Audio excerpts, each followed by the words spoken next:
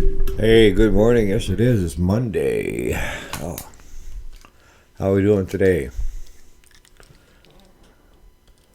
January 15th, halfway through the month.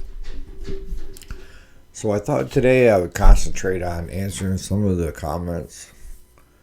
You guys don't know how much I appreciate it when you guys interact with me. That tells me that at least somebody is interested in what I'm talking about.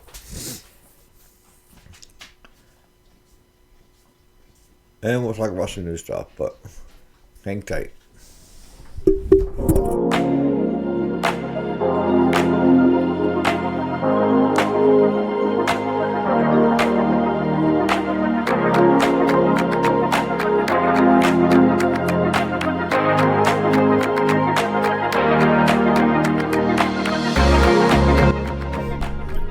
So welcome back. Today is Monday, the beginning of the week. I thought we'd go over a few of the comments quick. I mean, you guys don't know how much I appreciate you doing it because it kind of gives me a sense of, okay, this is what interests you. If you're willing to comment on it, if you're willing to take any time out of your day to watch and then comment, it means a lot. So the first thing I want to get out of the way that I thought was quite comical was somebody actually give me a thumbs down on my Sunday sermon. Who doesn't like Preacher Eric, right? I figure it's one of two things. Either somebody came thinking that I was going to show them a new side hustle of how to make money, or, get this, or it was somebody that's been doing this side hustle under false pretense, taking money from innocent victims, is mad because I have ousted them. Where people are going to start thinking twice about it. To that person, if that's you, I'm only reaching 100 and some people out of the billions of people on the earth. So your story is safe with you. Don't worry about it. All right, so the next thing, like I say, I thought it was comical. The next thing I thought we'd talk about, which is more, how do I put it, more serious. And that's with you, 984 Hade. I think it's Hade, right? Or Hyde. Either way, I was flabbergasted when I saw your post. And I read it like 4 or 5 different times trying to figure out, what am I missing here? $80 for a gallon of gas? Are you serious? Us on the other side of the pond here, I find myself complaining at $3.50. But I don't know what I would do at $80 a gallon. I mean, you can't even, at that price, you couldn't even afford to, drive to work. You couldn't get, a normal person wouldn't be making enough income to cover it. I mean, you'd have to have a bicycle. I know some governments are pushing fuel high to get you to convert over to EV, electric vehicles. And I think that's wrong. I think that it should be the consumer makes that decision on whether to go to EV or not. It should be up to the individual. And they shouldn't be forced into doing something by something that the government is falsely inflating to make you do it.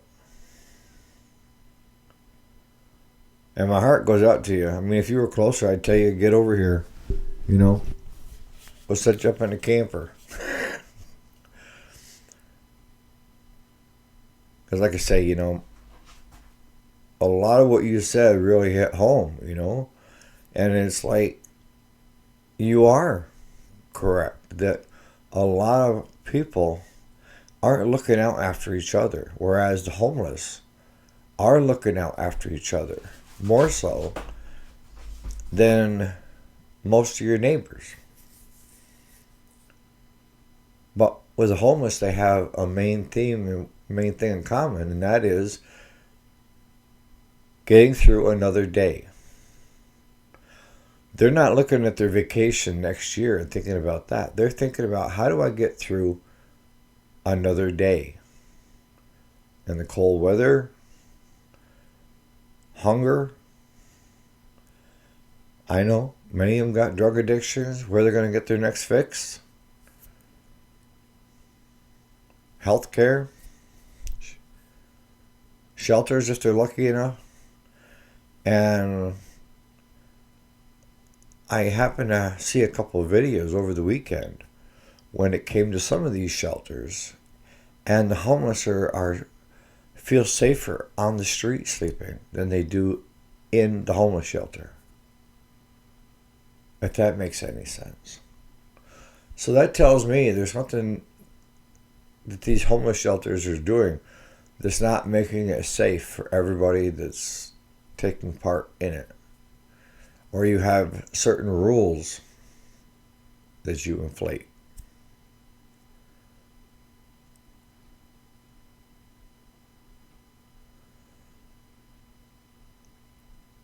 But with me, what's going to end up happening is, my tendency is, I call a spade, okay?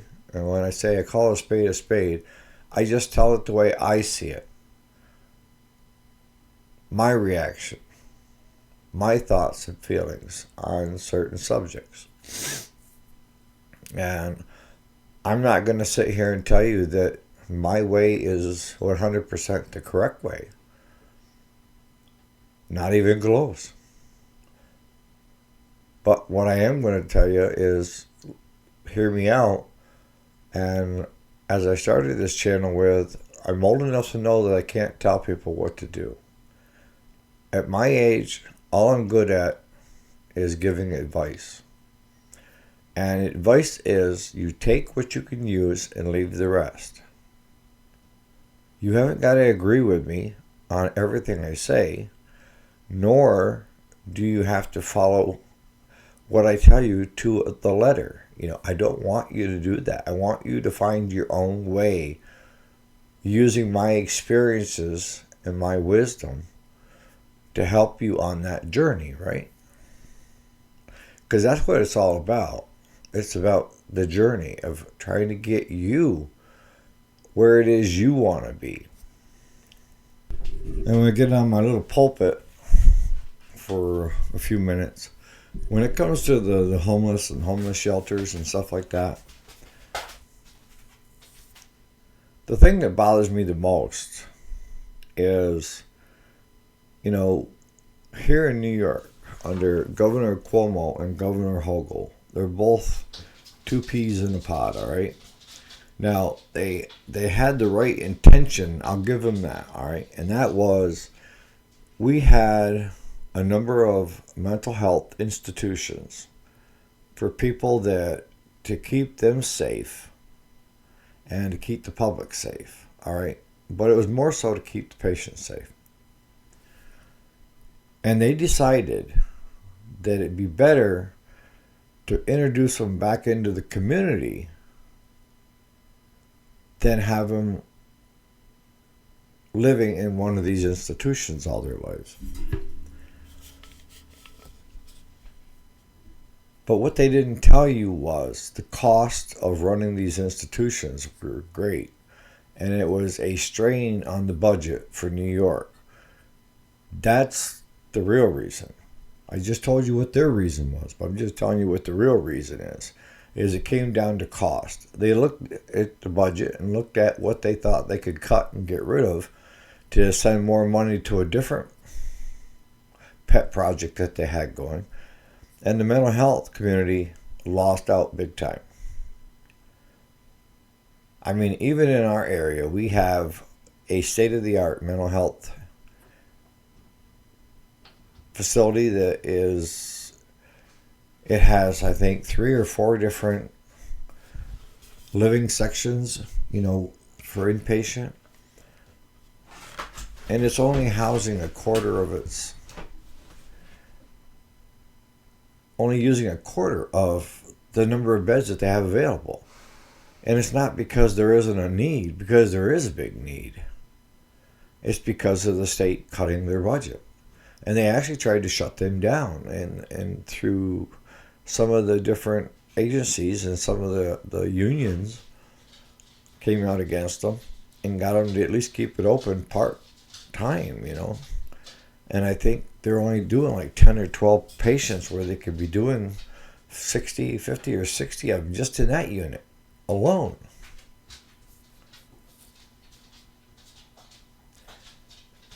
But you've got that segment of the population that are homeless, that have severe mental health disabilities that should not be on the streets.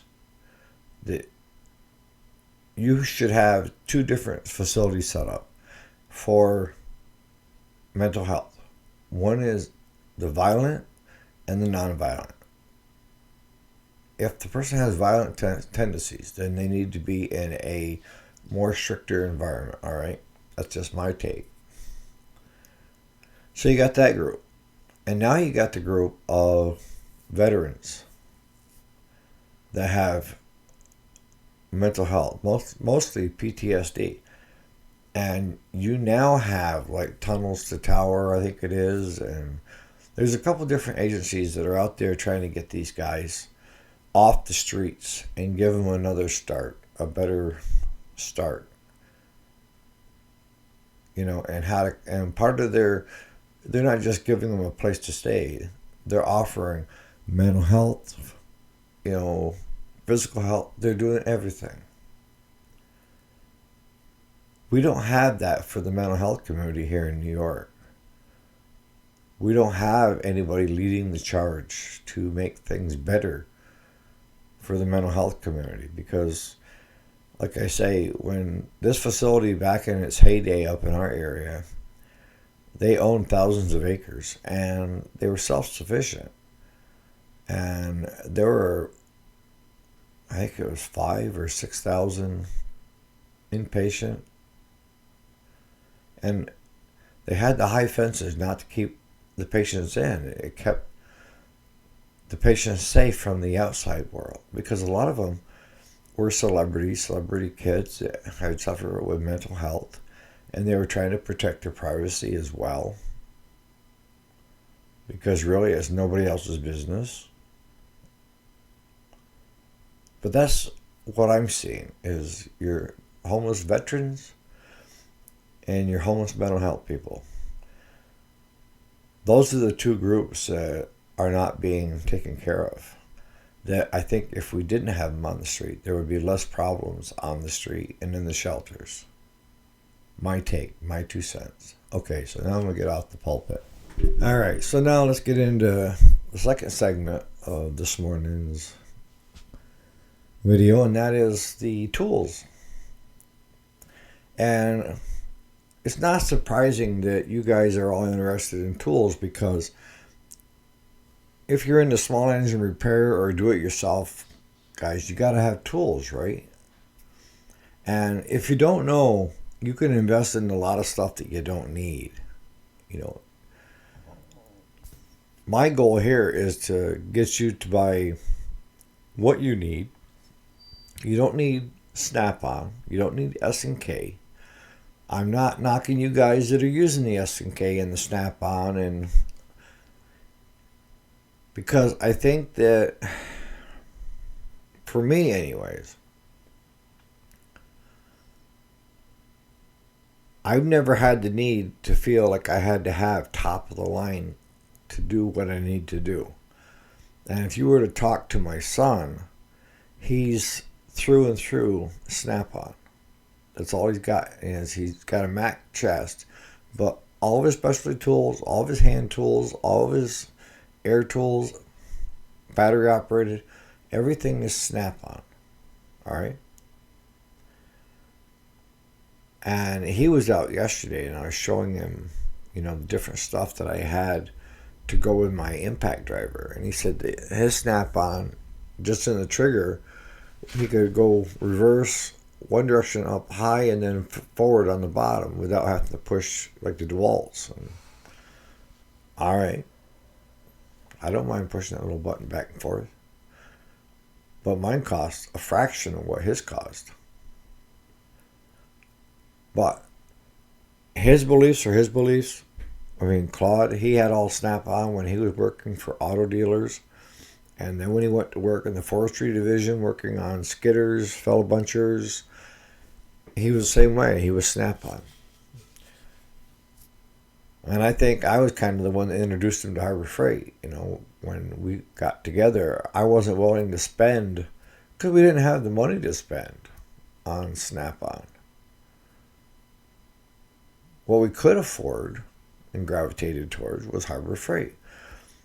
And I had a history with Harbor Freight. Harbor Freight and I go back into the 90s when it was a mail order catalog. And they've always stood behind their stuff. Now, have I had some stuff from Harbor Freight end up being crap? Absolutely. And I'm not saying that that no other company has issues when it comes to something not working. But I know one thing we've had a problem with in the past, and we actually just threw it away, was we had bought a compression tester from Harbor Freight, and it was just the compression tester with a hose. That was it. And I think we had to buy the adapter separately. But that was giving us false readings, and usually on the low end. And what was happening is where the O-rings are. And that's why I liked the idea in the case of the super duper handy Maddox, was they sent extra O-rings. Now, granted, I've got Metric and SAE, great big boxes of just O-rings. So, I mean, we could replace the O-rings just out of our own kits, all right? But that's one of the faults that I had with the compression tester. And maybe you guys that are using the other brands other than Harbor Freight, if you run into that, because I try to stress when we're doing the videos that you don't want to over-tighten the compressor or compression tester where it attaches to the actual engine. Because what ends up happening is you flatten that O-ring over time, and it starts giving you a misreading. It allows air by it. So you're constantly replacing O-rings. So I'm just curious to see how this one works out. We ended up throwing that one away because it would tell you like 8 pounds of compression when it had 125. And I can tell a lot of times, I know you guys that are doing it for a living as well, I can pull an engine over and pretty much tell you if it's got compression or not, just by how hard it pulls. If it pulls like the spark plug's out, it's not looking good. But in that case, it could be, your valves are out of adjustment and the exhaust valve is either in the open position where it's allowing it to bypass.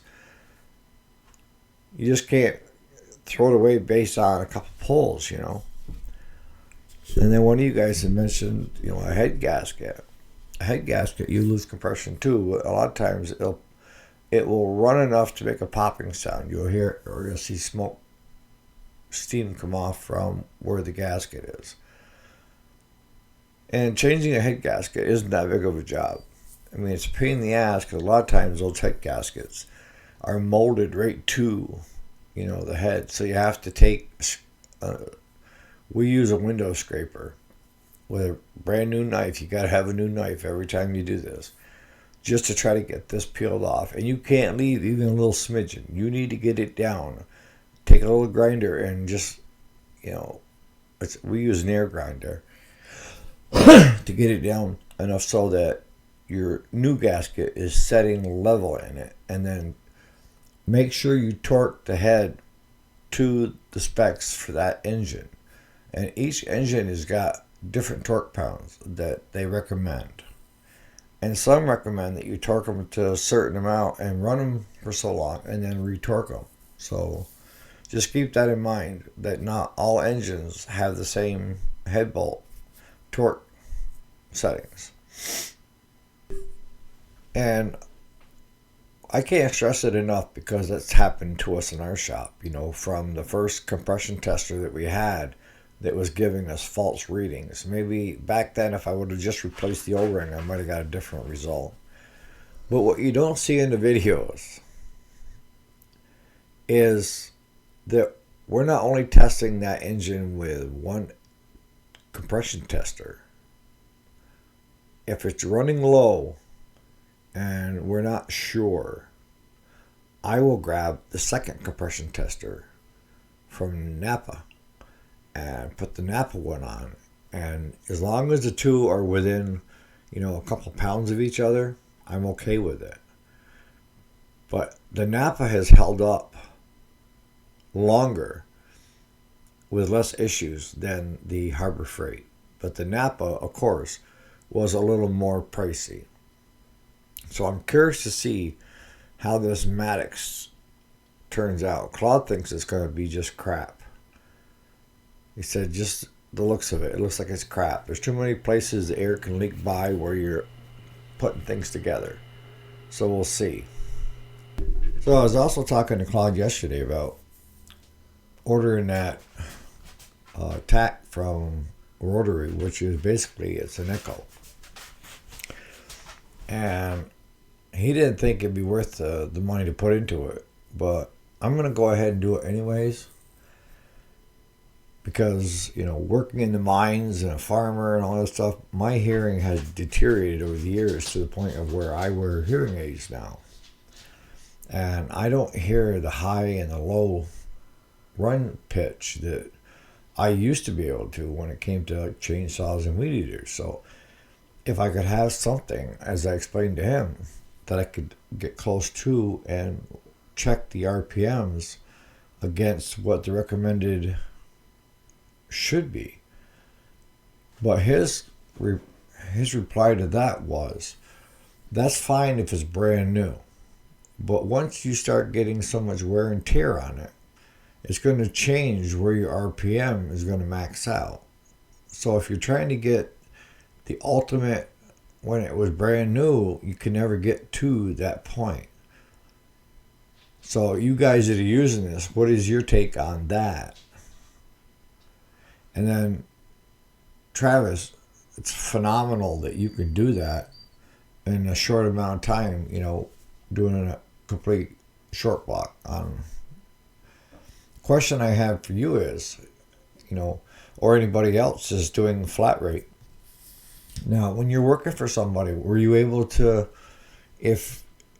build it up so like you work Monday through Friday, 8 hours a day, where you could build up your flat rate so that you didn't have to work Friday? You could take Friday off at the end of the week. I was curious to how you could do that, because I know my son, their shop for Ford, they have both flat rate and hourly rate. And